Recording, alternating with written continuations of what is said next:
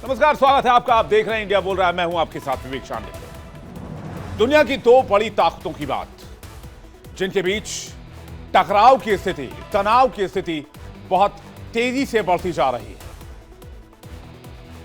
आर्थिक और तकनीकी मोर्चे पर और अब सैन्य मोर्चे पर भी दोनों देश एक दूसरे से रेस कर रहे हैं। कौन कितना ताकतवर है, टेक्नोलॉजी में कौन कितना ताकतवर है, अर्थव्यवस्था में कौन कितना ताकतवर है, और अब सैन्य क्षमता में कौन कितना ताकतवर है। जी हां, बिल्कुल सही समझ रहे हैं आप। बात चीन बनाम अमेरिका की हो रही है। चीन स्पेशली अपनी सैन्य ताकत बहुत तेजी से बढ़ा रहा है। चीन का मकसद यह है कि वो समंदर में अमेरिका की बादशाहत को चुनौती दे, क्योंकि समंदर पर अगर कोई मुल्क राज करता है तो उसका नाम है सिर्फ और सिर्फ अमेरिका। 11 वॉरशिप अमेरिका के पास है। दुनिया के समंदर में हर कोने में अमेरिकी नेवी की मौजूदगी है। अमेरिका अब अपनी वर्चस्व को बनाए रखने के लिए क्षेत्रीय गठजोड़ को मजबूत कर रहा है। विशेषज्ञों का कहना है कि इस टकराव का असर सिर्फ एशिया प्रशांत तक सीमित नहीं रहेगा, बल्कि वैश्विक सुरक्षा और आर्थिक स्थिरता पर भी गहरा प्रभाव डालेगा। अमेरिका, ऑस्ट्रेलिया और ब्रिटेन मिलकर जहां ऑकस अलायंस उन्होंने समुद्र की रक्षा के लिए बनाया है, तो वहीं भारत के साथ मिलकर क्वाड बनाया गया है। भारत, अमेरिका, जापान और ऑस्ट्रेलिया। वैसे चीन और अमेरिका की बात की जाए तो दोनों देशों के बीच ये तनाव भविष्य की दुनिया के भू राजनीतिक समीकरणों को पूरी तरीके से बदल सकते हैं। तो क्या सीधे आमने सामने की जंग में उतरेंगे चीन और अमेरिका? क्या भविष्य में जंग का यह बड़ा मोर्चा खुलने जा रहा है? आखिर चीन की तैयारी क्या है? चीन इतनी तेजी से अपनी आर्मी को क्यों मजबूत कर रहा है? क्या अमेरिका और चीन में युद्ध का खतरा बढ़ता जा रहा है? चीन अपनी ताकत लगातार बढ़ा रहा है। हथियारों को लेकर चीन की चौंकाने वाली रिपोर्ट सामने आई है। ड्रैगन ने 2020 से अब तक अपने मिसाइल उत्पादन केंद्रों में बड़े पैमाने पर विस्तार किया है, जो सीधे तौर पर अमेरिका और उसके सहयोगी देशों के लिए चुनौती बनकर उभर रहा है। फिर चाहे वो फिलीपींस हो, ताइवान हो, या फिर जापान ही क्यों ना हो, या फिर साउथ कोरिया ही क्यों ना हो। चीन के पास मौजूदा 136 ऐसे ठिकाने हैं जो उसकी रॉकेट फोर्स PLARF और रक्षा उत्पादन से जुड़े हुए हैं। और इस बीच चीन ने फुजियान एयरक्राफ्ट करियर को भी लॉन्च कर दिया है, जो न्यूक्लियर पावर्ड एयरक्राफ्ट करियर है, न्यूक्लियर पावर्ड वॉरशिप है। लेकिन रॉकेट फोर्स की बात की जाए तो इनमें से 60% से अधिक ठिकानों में पिछले 5 वर्षों में बड़ा विस्तार हुआ है। 2020 से लेकर 2025 के अंत तक करीब 20 लाख वर्ग मीटर का दायरा बढ़ाया गया है। कई जगहों पर पहले गांव और खेती की जमीन हुआ करती थी, जिन्हें अब सैन्य बेसिस में तब्दील कर दिया गया है।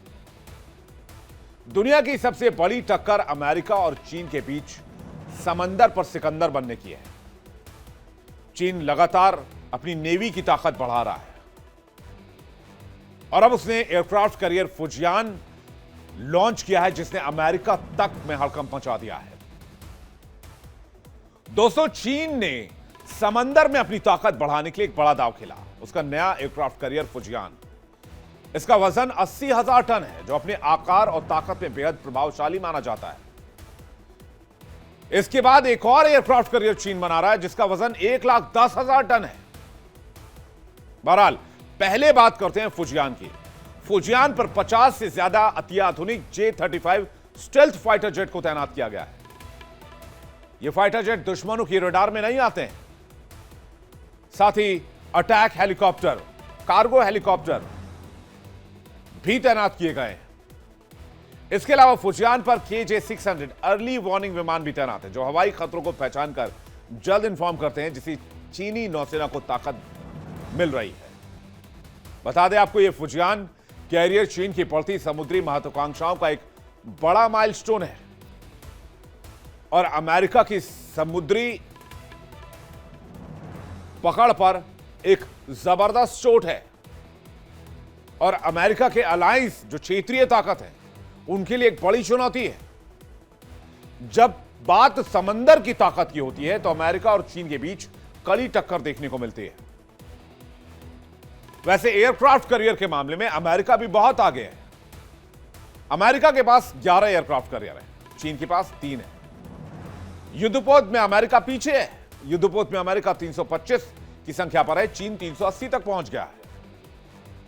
और माना यह चाह रहा है 2045 तक अमेरिका 350 युद्धपोत पर होगा, जबकि चीन 400 पर पहुंच चुका होगा।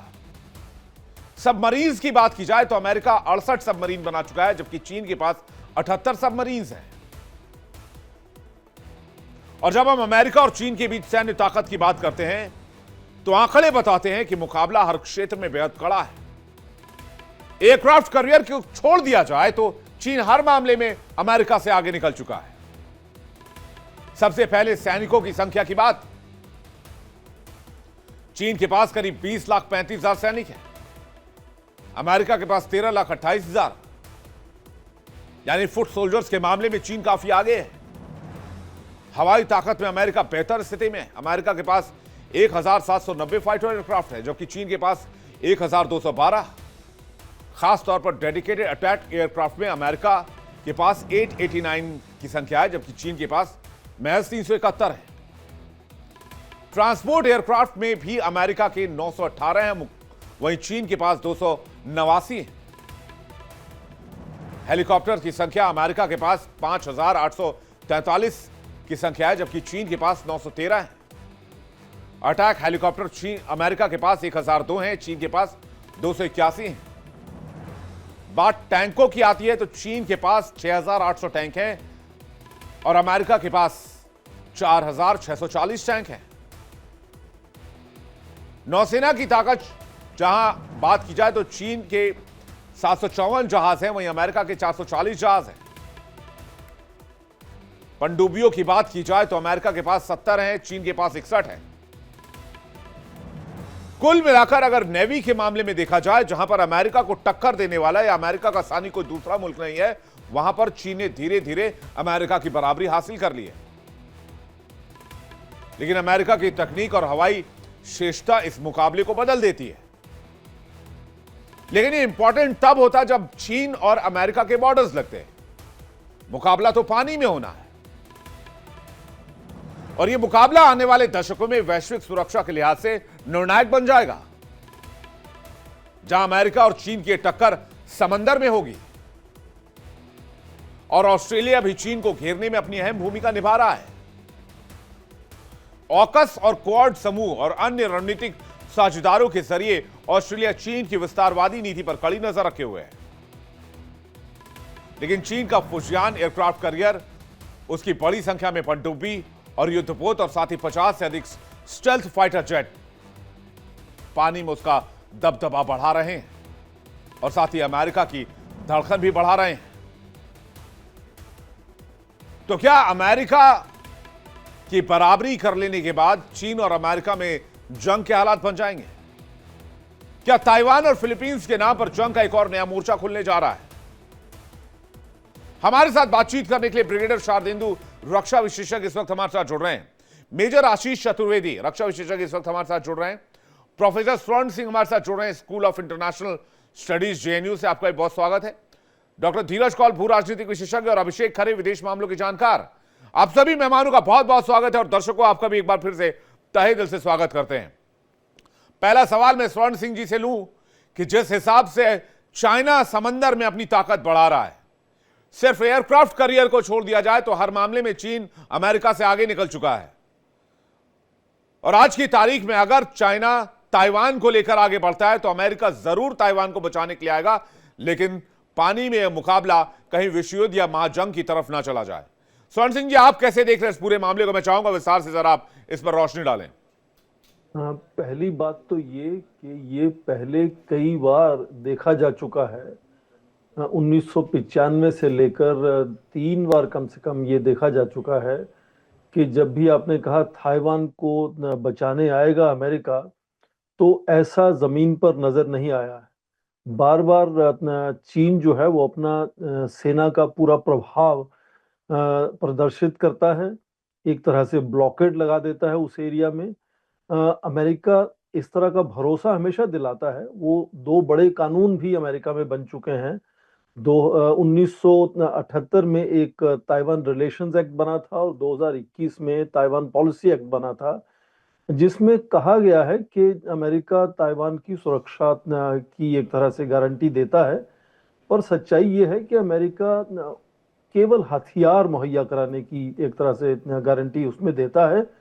मुझे लगता नहीं कि जिस तरह से इतिहास में बार बार हमने देखा है कि जब भी टकराव बढ़ा है ताइवान को लेकर, तो अमेरिका सीधा ताइवान को लेकर चीन से युद्ध में क्या लड़ेगा, एक लड़ाई या नहीं लड़ेगा। इतिहास ऐसा दिखाता है कि शायद वो सीधा उस लड़ाई में नहीं घुसेगा। जैसे यूक्रेन में हम देख रहे हैं कि लगातार हथियार मुहैया जरूर नहीं तो फिर कराएगा चीन अपनी नेवी को इतना स्ट्रांग क्यों कर रहा है सर? क्योंकि उसकी प्रतिस्पर्धा अमेरिका से केवल ताइवान स्ट्रेट तक सीमित नहीं है।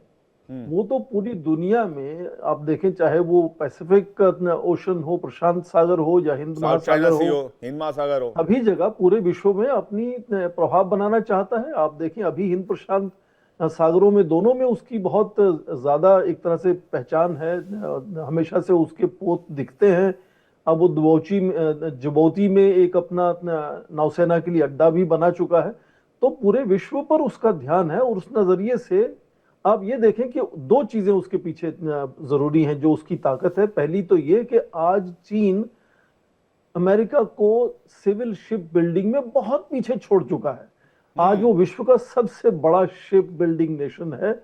नेवी के शिप भी उसमें शामिल हो जाते हैं। और दूसरा कि उसका लगातार जो सुरक्षा बजट है, रक्षा बजट लगातार पिछले 5 सालों में 7% बढ़ता है, जबकि जीडीपी उसकी ग्रोथ रेट 4 या 5% के बीच में रही है। पर रक्षा का जो बजट है वो हर साल 7% बढ़ता है। तो चीन की जो प्रतिस्पर्धा अमेरिका के साथ है वो आज विश्व स्तर पर है। इसलिए मुझे लगता है कि वो विश्व स्तर पर अपना जो एक तरह से ताकत का प्रदर्शन है वो दोनों तरफ से होगा। अमेरिका हालांकि पहले से ही पूरे विश्व में छाया हुआ है, उसके मिलिट्री बेसिस सब जगह हैं, उसकी नेवी सब जगह है। तो उतना बड़ा चीन बनने में हो सकता है दशक लगे या ज्यादा भी लग सकता है। पर जिस तरह से तेजी से उभरती हुई ताकत है, उसका मॉडर्नाइजेशन जिस तरह से हुआ है नेवी का पिछले 10 या 15 साल में, आज यदि देखें तो अमेरिका के सामने कोई भी, रूस भी नहीं, कोई भी देश इतनी तेजी से अपनी रक्षा की ताकत को नहीं बढ़ा रहा है या नेवल पावर को नहीं बढ़ा रहा है जितना चीन बढ़ा रहा है। और वो चाहे नेवी की बात करें, आर्मी की बात करें, न्यूक्लियर वेपन्स की, मिसाइल की बात करें, पूरा रक्षा का जो बंदोबस्त चीन कर रहा है वो धीरे धीरे कोशिश कर रहा है कि पूरे विश्व में अपना प्रभाव बनाने में वो सक्षम हो। तो इसीलिए जब भी सीरियसली अमेरिका में इसको लेकर बात होती है तो चीन को प्रतिस्पर्धा में अपना जो है वो एक तरह से कंपेटिटर मानते हैं, वो रूस को नहीं मानते हैं। हालांकि यूक्रेन युद्ध के चलते पूरा ध्यान फिर से रूस पर है, पर चीन लगातार अपनी ताकत को बढ़ा रहा है और वो उसका केवल ताइवान तक सीमित नहीं है। ये जो उसकी सोच है, ताइवान उनको लगता है कि पहले से ही आर्थिक रिश्तों को लेकर, पारिवारिक सामाजिक रिश्तों को लेकर वो जुड़ चुका है उनके साथ पूरी तरह से। और केवल अमेरिका ये बात समझते हुए हथियार मुहैया कराएगा, वो सीधा युद्ध में ताइवान को लेकर नहीं उसमें लड़ेगा चीन के साथ। धीरज कौल भी इस वक्त हमारे साथ जुड़ रहे हैं। डॉक्टर धीरज कौल यूएस से इस वक्त हमारे साथ कनेक्ट हो रहे हैं। कौल साहब, आपका भी बहुत बहुत स्वागत है। शारदेंदु जी को अगर आवाज जा रही हो तो उनका रिएक्शन चाहेंगे कि चीन की मंशा क्या है इस पूरे रीजन में, क्योंकि हमारे इंटरेस्ट के लिहाज से भी हमने क्वाड बनाया हुआ है, ऑस्ट्रेलिया ने ऑकस बनाया हुआ है ब्रिटेन और अमेरिका के साथ मिलकर, हमने जापान, ऑस्ट्रेलिया और अमेरिका के साथ मिलकर क्वाड बनाया हुआ है। तो ये एक सिचुएशन जो चाइना पावर बैलेंस को लेकर क्रिएट कर रहा है वो बहुत मुफीद नहीं है, वो चाहे अमेरिका की नजर से हो या फिर भारत की नजर से हो। क्या अमेरिका और चाइना में जंग की स्थिति बन सकती है? शारदेंदु जी। अच्छा, मैंने सुना नहीं, क्या आप प्लीज क्वेश्चन रिपीट करिए, बिकॉज मेरा लिंक आउट हो गया था। प्लीज बताइए क्या सवाल था। चीन की मंशा क्या है? क्या अमेरिका और चीन डायरेक्ट आमने सामने आएंगे? क्योंकि चीन ने समंदर में अपनी ताकत इक्वल टू यूएस कर ली है। नेवी के मामले में यूएस का कोई सानी नहीं होता था, लेकिन जिस हिसाब से चीन ने अपनी ताकत बढ़ाई वो ऑलमोस्ट करीब पहुंच गया अमेरिका के। देखिए, जहां तक चाइना का सवाल है, आप पिछले 3 दशकों से आप चाइना को एनालाइज करिए। 3 दशक पहले तक चाइना की नेवी कहाँ पे थी, वो ब्लू वाटर नेवी नहीं हुआ करती थी। और आज की डेट में 3 दशक बाद जब हम इसकी बात करते हैं तो आज की डेट में वो अमेरिका को भी बीट करता हुआ नजर आ रहा है तमाम ऐसे मुद्दों में। तो उसने देखिए, चाइना एक ऐसा कंट्री है जो उसके मिशन और उसकी जो इंटेंशन है वो पता नहीं लगती। सबसे पहला काम उसने किया कि जो 14 देशों के साथ उसके बॉर्डर डिस्प्यूट थे उसको रिजॉल्व किया। सिर्फ 2 देशों को छोड़ दिया, हिंदुस्तान और भूटान, ऐसे 2 देश है, बाकी सबसे रिजॉल्व किया। उसने अपने इंटरनल सिस्टम पे ध्यान दिया, तमाम तरीके का इंफ्रास्ट्रक्चर डेवलप किया, तमाम तरीके की पनडुब्बियां बनाई, एयरक्राफ्ट कैरियर बनाया, तमाम तरीके की शिप बिल्डिंग रिसोर्सेज बनाई। और आज की डेट में जिस स्टेट पे चाइना आपके सामने है, और अब उसका नेक्स्ट टारगेट है मिसाइल टेक्नोलॉजी, नेक्स्ट है एवियोनिक्स, नेक्स्ट है चिप एंड टेक्नोलॉजी। इन सब में भी वो अमेरिका के समकक्ष खड़ा होता हुआ नजर आ रहा है। तो चाइना एक एक दूरदृष्टि पे काम करता है, इसको आपको एक्नॉलेज करना पड़ेगा। वो अपनी चेस्ट थंपिंग नहीं करता, वो अपने इंटेंशन को जग जाहिर नहीं करता। इसी वजह से देखिए आज की डेट में जिस स्टेज पे चाइना है उसको पूरा वर्ल्ड रिकॉग्नाइज करता है। आप तमाम तरीके की आप तोहमत चाइना पे लगा लें, तमाम तरीके के ब्लेम कर लें, लेकिन वो एक अपने लॉन्ग टर्म पर्सपेक्टिव पे काम करता। और जहां तक लड़ाई का सवाल है, देखिए चाइना कहीं डायरेक्ट लॉन्ग वॉर में नहीं इन्वॉल्व होता है। वो अपने बॉर्डर डिस्प्यूट को उसने पीसफुली रिजॉल्व कर लिया, अपनी प्रेजेंस बना के रखता है, इंडो पैसिफिक रीजन में डोमिनेट करना चाहता है, एशियन कंट्री को डोमिनेट करना चाहता है। उसने मिडिल ईस्ट में अपनी पहुंच बनाई, उसने अपने सप्लाई चेन द्वारा पूरे यूरोप पे कब्जा कर रखा और आज की डेट में अमेरिका के समकक्ष है। कहां लैक करता है अमेरिका? और जब चाइना की आप बात करते हैं तो एक इकोनॉमिक पावर को आपको सबसे पहले ध्यान देना होगा। अमेरिका की इकोनॉमी बहुत बड़ी है, आपसे करीब करीब 1/3 उससे ज्यादा है। और दूसरी बात, अमेरिका में जो science and technology, innovation, research, इस पे उसका तवज्जो, कई जगह पे अमेरिका की मोनोपोली है, वो उस पे उसको भी चैलेंज करता हुआ नजर आ रहा है। तो आगे मेरा मानना है कि अगले 2 से 3 दशकों में चाइना जरूर अमेरिका के समकक्ष खड़ा हो जाएगा। एटलीस्ट वो गैप जो अमेरिका का और चाइना का इकोनॉमिक फ्रंट क्या पे है, अमेरिका के लिए टेक्नोलॉजिकल फ्रंट पे, वो कब होगा। जी लेकिन युद्ध की स्थिति जब आप बात करते हैं तो युद्ध में वो डायरेक्टली इन्वॉल्व होगा नहीं। वो, मेरा मानना है कि वो अभी भी अपने कॉमर्शियल ट्रेड टर्म्स पे ही बात करता है और अगर पूरे युद्ध विश्व में को अपनी गिरफ्त में ले रखा है। इससे बड़ी क्या जी बात होगी कि जब अगर कोविड हुआ जी तो पूरा सप्लाई चेन देखिए इंस्टॉल हो गया था। नहीं वो अपना अगर बैटल इकोनॉमिक फ्रंट और जी अपने मैन्युफैक्चरिंग की वजह से जीत रहा है। अगर और साथ युद्ध में जो इन्वॉल्व नहीं होना है तो इतनी तेजी से मिसाइलों, एयरक्राफ्ट कैरियर्स और बाकी चीजों को विकसित करने का मकसद क्या है? मैं मेजर आशीष से इसका जवाब चाहूंगा, उसके बाद मैं कौल साहब और खरे साहब आपके पास आ रहा हूं। मेजर आशीष। जो अभी तक डिस्कशन हुआ उसमें जो बात निकल के आई, मैं उसी को पहले थोड़ा आगे बढ़ाना चाहूंगा कि चाइना ने बहुत सूझबूझ के साथ अपने देश को पिछले 2 से 3 दशकों में हर एक बहुत क्षेत्र स्मार्टली बहुत बहुत मतलब आप जिसे कहिए कि minutely they have worked on it, and उन्होंने अपने आप को हर चीज में स्ट्रांग बनाया। उनने बहुत ज्यादा ग्रो किया है। मुझे नहीं लगता कि जितना चाइना ने पिछले 2-3 दशकों में अपने आप को जितना बड़ा किया है, उतना उस रेट ऑफ डेवलपमेंट को आप कोई दुनिया का देश मैच नहीं कर सकता। ये एक सच्चाई है। आप डिफेंस में ले लीजिए, आप मैन्युफैक्चरिंग में ले लीजिए, आप किसी चीज में, इवन स्पोर्ट्स में अगर आप देखें, ये नहीं है कि सिर्फ फोकस जो है वो डिफेंस पे और मैन्युफैक्चरिंग पे रहा। पहले स्पोर्ट्स में आप देखिए, ओलंपिक में, एशियंस में उनका क्या रहता था और धीरे धीरे जबरदस्त रिकॉर्ड है, बिल्कुल। ओवरऑल आप जब उसकी तस्वीर देखें चाइना की, तो बहुत ज्यादा डेवलपमेंट, इंफ्रास्ट्रक्चर और मैन्युफैक्चरिंग। आज आप देखिए दुनिया की सबसे ज्यादा मैन्युफैक्चरिंग जो है, चाहे जो भी कंपनी हो, भले ही वो यूएस बेस्ड हो, लेकिन उसका प्रोडक्ट बन रहा है चाइना में और वो असेंबल हुआ है अपनी अपनी अलग अलग कंट्रीज में। R&D भले ही इजराइल और आपका अमेरिका है वहां हो रही हो मोस्टली चीजें, लेकिन बन वो सब मैन्युफैक्चर करेंगे। आप भारत का ही उदाहरण ले लें, आपके घर हर दूसरी चीज जो आप इस्तेमाल कर रहे हैं, मोबाइल से लेके जो भी चीज, दिवाली की लाइट हो, आपके यहाँ सोलर लाइट हो, everything is coming from China. तो ये तो चाइना ने अपना एक दबदबा जो है वो स्टैब्लिश कर लिया है थ्रू मनी, क्योंकि अभी जो लड़ाई है आने वाले समय में, अब वो हथियार वाली लड़ाई बहुत कम चांसेस हैं कि कोई एक दूसरे देश के साथ लड़ेगा। अब जो आप सेना, जिसमें अब मैं उस सवाल पे आता हूं जो आपने पूछा कि इतनी बड़ी सेना क्यों तैयार की जा रही है, ये एक डेटरेंट की तरह इस्तेमाल की जाएगी। ये लड़ाई नहीं करेगी सीधे, मतलब अगर एक स्थिति आ गई तब तो फिर लड़ने पे आप जाओगे ही, लेकिन अभी उसका इस्तेमाल इसलिए नहीं है कि हमें किसी दूसरे देश पे चढ़ाई कर देनी है या किसी से हमारा विवाद है तो हम वहां, वो अभी एक अपनी सुपीरियोरिटी दुनिया को दिखाने के लिए इस्तेमाल हो रही है। आप देख से 5000 न्यूक्लियर वो, वैसे दुनिया खत्म करने के लिए 15 बम बहुत है, बाकी सब तो पता नहीं किसके लिए रखे हुए हैं हमने, लेकिन बस एक गिनाने के लिए, एक साइकोलॉजिकल इम्पैक्ट क्रिएट करने के लिए कि आपके पास इतनी बड़ी सेना है जो इतनी वेल इक्विप्ड है, इतनी वेल ट्रेन्ड है, इतनी बड़ी है। ये है चाइना का मकसद कि एक तो उसको कोई दूसरी पार, स्पेशली अमेरिका, ट्रेड में या किसी और तरीके से ज्यादा मैनिपुलेट ना कर सके, डोमिनेट ना कर सके। तो आप अपनी ताकत जो है मिलिटरीली एक बड़ी दिखाएंगे, इस्तेमाल करने की नौबत तो बहुत कम आएगी, लेकिन आप दिखाएंगे, आपके पास होगी ही नहीं तो आप दिखाएंगे क्या? ये है वो रीजन कि वो इतनी बड़ी अपनी एक सेना खड़ी कर रहा है, जिससे एक साइकोलॉजिकल मैसेज वो विश्व को और अमेरिका को देगा कि कोई उसके खिलाफ ज्यादा सैंक्शंस ना लगाए, उसको दबाव में ना ले, या कहीं ट्रेड में कहीं कोई दिक्कत ना आए। तो एक सुपीरियोरिटी जो किसी टाइम पे अमेरिका की हुआ करती थी, चाइना उसी तरफ बढ़ रहा है कि धीरे धीरे वो भी उस तरीके का वर्चस्व जो अमेरिका ने इतने सालों एक बना के रखा, उस तरीके का बना के रखे। हाँ, निश्चित रूप से भारत और अब स्पेशली अगर हम भारत की बात करें तो हम लोगों के लिए एक चिंताजनक विषय है, और कुछ ना कुछ सीखने की भी जरूरत है हमें वहां से, दोनों चीजें।